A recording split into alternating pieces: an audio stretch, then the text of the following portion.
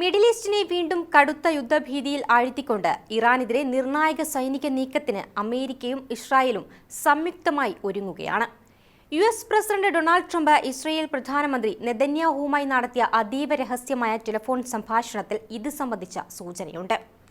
Israel പ്രധാനമന്ത്രി നെതന്യാഹുവും US president Donald ട്രംപും തമ്മിലുള്ള ഫോൺ സംഭാഷണത്തിന് തൊട്ടു പിന്നാലെ നെതന്യാഹു തന്റെ അടുത്ത മന്ത്രിമാരുമായി ഒരു രഹസ്യ സുരക്ഷാ യോഗം നടത്തി.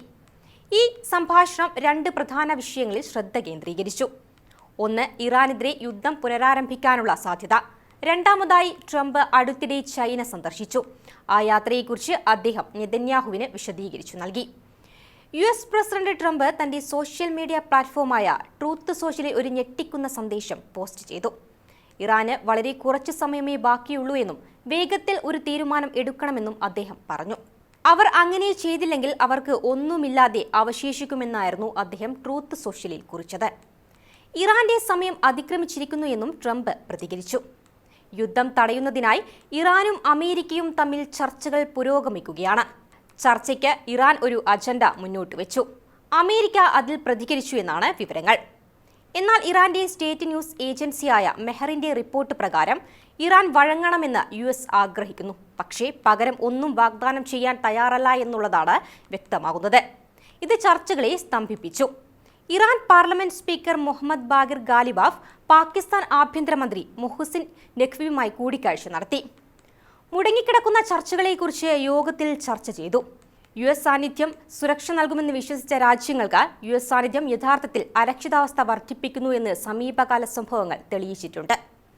പശ്ചിമേഷ്യയിൽ മാസങ്ങളായി തുടരുന്ന സംഘർഷങ്ങൾക്ക് പിന്നാലെ യുറേനിയം സംഭരണം, ഉപരോധങ്ങൾ നീക്കൽ, യുദ്ധത്തിന്റെ നഷ്ടപരിഹാരം എന്നിവയെ ചൊല്ലിയുള്ള ചർച്ചകൾ സ്തംഭനാവസ്ഥയിൽ തുടരുന്നതിന് ഇടയിൽ ഇറാന് വീണ്ടും കർശന മുന്നറിയിപ്പുമായി അമേരിക്കൻ പ്രസിഡന്റ് ഡൊണാൾഡ് ട്രംപും രംഗത്തെത്തി. പക്ഷേ ഇറാൻ വിട്ടുകൊടുക്കാൻ തയ്യാറല്ല.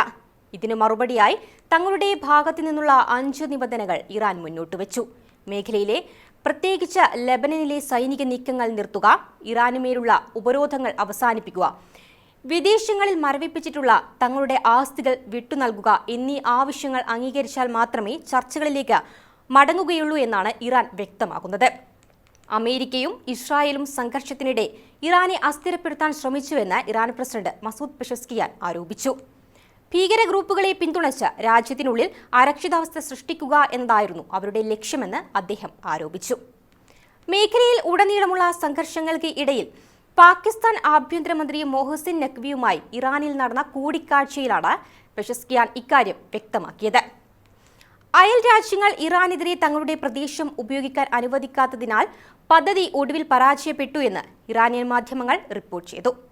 ഇറാനെ ലക്ഷ്യം വെച്ചുള്ള ആക്രമണങ്ങൾക്ക് അമേരിക്കയ്ക്കോ ഇസ്രായേലിനോ അവരുടെ ഭൂമി ഉപയോഗിക്കാൻ അനുവദിക്കാൻ വിസമ്മതിച്ചതിനാൽ പാകിസ്ഥാൻ, അഫ്ഗാനിസ്ഥാൻ, ഇറാഖ് എന്നിവയ്ക്കും ഇറാൻ പ്രസിഡന്റ് നന്ദി പറഞ്ഞതായി വിവരങ്ങളുണ്ട്.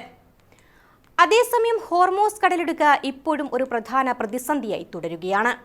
ഈ തന്ത്രപ്രധാനമായ കപ്പൽ പാതയിലൂടെയുള്ള ഗതാഗതത്തിന് ഇറാൻ നിയന്ത്രണം കർശനമാക്കിയപ്പോൾ അമേരിക്ക നാവിക ഉപരോധത്തിലൂടെ ഇറാനിയൻ തുറമുഖങ്ങൾക്കും സമുദ്ര വ്യാപാരത്തിന്മേലുള്ള സമ്മർദ്ദം വർദ്ധിപ്പിച്ചിരിക്കുകയാണ്. പാകിസ്ഥാന്റെ മധ്യസ്ഥതയിലുണ്ടായ വെടിനിർത്തലിനും ഭിന്നതകൾ പരിഹരിക്കാനായില്ല എന്നതും ആശങ്ക വർദ്ധിപ്പിക്കുന്നു. പാകിസ്ഥാന്റെ അഭ്യർത്ഥന മാനിച്ചാണ് തങ്ങൾ വെടിനിർത്തലിന് തയ്യാറായത് എന്ന് കഴിഞ്ഞ ദിവസം ട്രംപ് വ്യക്തമാക്കിയിരുന്നു. ഇറാനും അമേരിക്കയും പരസ്പരം മുന്നോട്ട് വെച്ച ഏറ്റവും പുതിയ നിർദ്ദേശങ്ങൾ നിരസിച്ചതിനെ തുടർന്ന് യുദ്ധം അവസാനിപ്പിക്കുന്നത് സംബന്ധിച്ച ചർച്ചകൾ കഴിഞ്ഞ ആഴ്ച മുതൽ നിർത്തിവച്ചിരിക്കുകയാണ്. ഇറാന്റെ ആണവ മോഹങ്ങളും ഹോർമൂസ് കടലിടുക്കിന്റെ നിയന്ത്രണവും സംബന്ധിച്ച് പാകിസ്ഥാന്റെ മധ്യസ്ഥതയിൽ കഴിഞ്ഞ മാസം നടന്ന ചർച്ചകൾ സമവായം ആകാതെ പിരിഞ്ഞു. ഈ പശ്ചാത്തലത്തിൽ ട്രംപ് ചൈനീസ് പ്രസിഡന്റ് ഷീ ജിൻപിങ്ങുമായി ചർച്ച നടത്തി. വരും ദിവസങ്ങളിൽ Xi Jinping Russian president Vladimir പുടിനുമായി കൂടിക്കാഴ്ച നടത്തുന്നുണ്ട്. ഇറാന്റെ പ്രധാന തന്ത്രപ്രധാന പങ്കാളിയായ ചൈനയ്ക്ക് ഹോർമൂസ് കടലിടുക്കിലൂടെയുള്ള എണ്ണ ഇറക്കുമതി അത്യന്താപേക്ഷിതമാണ്. മേഖലയിൽ സമാധാനം പുനഃസ്ഥാപിക്കാനുള്ള ശ്രമങ്ങളുടെ ഭാഗമായി പാകിസ്ഥാൻ കരസേനാ മേധാവി ഫീൽഡ് മാർഷൽ അസീം മുനീറിന്റെ സന്ദർശനത്തിന് പിന്നാലെ പാക് ആഭ്യന്തരമന്ത്രി മുഹസിൻ നഖ്വിയും ചർച്ചകൾക്കായി തെഹ്റാനിൽ എത്തിയിട്ടുണ്ട്.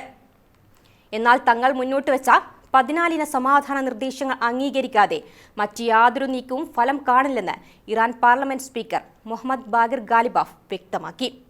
പിന്നാലെ ഹോർമൂസ് കടലിടുക്ക് വീണ്ടും തുറക്കുന്നതിനും മേഖലയിലെ സുരക്ഷ ഉറപ്പാക്കുന്നതിനുമായി ബ്രിട്ടന്റെ നേതൃത്വത്തിൽ ബഹുരാഷ്ട്ര സൈനിക ദൗത്യം ആരംഭിച്ചു. ഇറാൻ ഏർപ്പെടുത്തിയ ഉപരോധത്തെ തുടർന്ന് ആഗോള ഊർജ്ജ വിതരണത്തിലുണ്ടായ പ്രതിസന്ധി പരിഹരിക്കാനാണ് ബ്രിട്ടനും ഫ്രാൻസും ചേർന്ന് ഇത്തരമൊരു നീക്കത്തിന് തുടക്കമിട്ടിരിക്കുന്നത്. അമേരിക്കയുടെയും ഇസ്രായേലിന്റെയും ആക്രമണങ്ങൾക്ക് മറുപടിയായി കഴിഞ്ഞ മാർച്ചിലാണ് ലോകത്തെ പ്രധാന എണ്ണക്കടത്തുപാതയായ ഹോർമുസ് കടലിടുക്കിൽ ഇറാൻ ഉപരോധം ഏർപ്പെടുത്തിയത്. ആഗോളതലത്തിൽ വിതരണം ചെയ്യപ്പെടുന്ന എണ്ണയുടെ 1/5 ഭാഗവും കടന്നുപോകുന്ന ഈ പാത അടഞ്ഞതോടെ അന്താരാഷ്ട്ര വിപണിയിൽ എണ്ണവില കുതിച്ചുയരുകയും ആഗോള വിതരണ ശൃംഖല താറുമാറാകുകയും ചെയ്തിരുന്നു. നിലവിൽ അമേരിക്കയും ഇറാനും തമ്മിൽ വെടിനിർത്തൽ പ്രഖ്യാപിച്ചിട്ടുണ്ടെങ്കിലും കടലിടുക്കിലൂടെയുള്ള കപ്പൽ ഗതാഗതം ഇപ്പോഴും സുരക്ഷിതമല്ലെന്ന വിലയിരുത്തലിലാണ് ബ്രിട്ടൻ. ബ്രിട്ടീഷ് റോയൽ നേവിയുടെ അത്യാധുനിക യുദ്ധക്കപ്പലായ HMS ഡ്രാഗൺ ഇതിനകം തന്നെ മേഖലയിലേക്ക് തിരിച്ചു കഴിഞ്ഞു.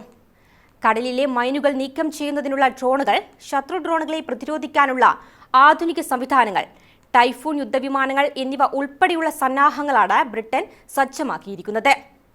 ഫ്രാൻസിന്റെ ആണവോർജ്ജത്തിൽ പ്രവർത്തിക്കുന്ന വിമാനവാഹിനി കപ്പലായ ചാൾസ് ഡി ഗല്ലയും ഈ ദൗത്യത്തിന്റെ ഭാഗമാകും. ജർമ്മനി, ഇറ്റലി, കാനഡ, ഓസ്ട്രേലിയ ഉൾപ്പെടെയുള്ള 40-ലധികം രാജ്യങ്ങളുടെ പിന്തുണ ഈ നീക്കത്തിനുണ്ടെന്ന് റിപ്പോർട്ടുകളുണ്ട്. ബ്രിട്ടന്റെയും ഫ്രാൻസിന്റെയും ഈ നീക്കത്തിന് എതിരെ ഇറാൻ ശക്തമായ മുന്നറിയിപ്പ് നൽകിയിട്ടുണ്ട്. ഹോർമൂസ് കടലിടുക്കിൽ എത്തുന്ന ഏതൊരു വിദേശ യുദ്ധക്കപ്പലിനും ഉടനടി ശക്തമായ മറുപടി നൽകുമെന്ന് ഇറാന്റെ ഡെപ്യൂട്ടി വിദേശകാര്യമന്ത്രി പ്രസ്താവിച്ചു. മേഖലയിൽ ഇറാൻ വിന്യസിച്ചിരിക്കുന്ന ഡ്രോണുകൾ, ക്രൂയിസ് മിസൈലുകൾ, പീരങ്കിപ്പട എന്നിവ അന്താരാഷ്ട്ര സൈനിക സംഘത്തിന് വലിയ വെല്ലുവിളിയാകുമെന്ന് പ്രതിരോധ വിദഗ്ധർ വിലയിരുത്തുന്നു. സായുധ പോരാട്ടങ്ങൾ പൂർണ്ണമായും അവസാനിപ്പിച്ച ശേഷം മാത്രമേ ഹോർമൂസ് കടലിടുക്ക് തുറക്കുന്നതിനുള്ള പ്രധാന നടപടികൾ ആരംഭിക്കൂ എന്ന് ബ്രിട്ടീഷ് പ്രധാനമന്ത്രിയും വ്യക്തമാക്കി. കടൽപാതയിലെ മൈനുകൾ നീക്കം ചെയ്യുക, ചരക്ക് കപ്പലുകൾക്ക് സുരക്ഷ ഉറപ്പാക്കുക, ആഗോള സാമ്പത്തിക വ്യവസ്ഥയെ ബാധിക്കുന്ന ഊർജ്ജ പ്രതിസന്ധിക്ക് പരിഹാരം കാണുക എന്നിവയാണ് ഈ ദൗത്യത്തിന്റെ പ്രധാന ലക്ഷ്യങ്ങൾ. എന്നാൽ ഇറാന്റെ ശക്തമായ സൈനിക സാന്നിധ്യമുള്ള ഈ മേഖലയിൽ ഏതു സമയത്തും പ്രകോപനം ഉണ്ടാകാനുള്ള സാധ്യതയും നിലനിൽക്കുന്നുണ്ട്.